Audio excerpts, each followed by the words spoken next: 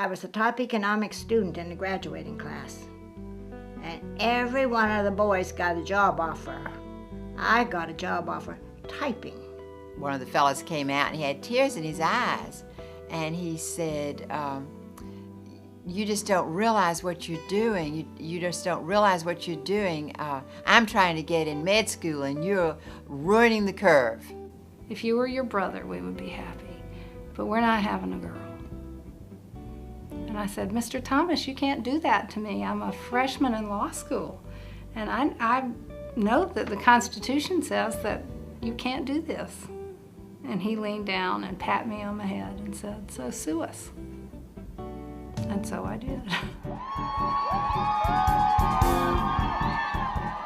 Theodore Weld had written to both Sarah and Angelina complaining that they were talking too much about women's rights, and that they were not nearly as effective speaking about women's rights as they were at abolition.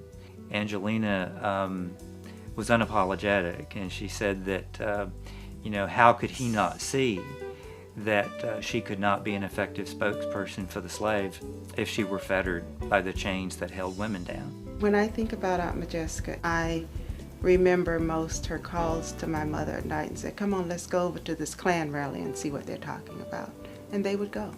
And they would sit on the edges of the crowd and listen to the dialogue, fair-skinned so they could get away with it, not as fair-skinned as I might have hoped. We made up signs, this place is a racist, sexist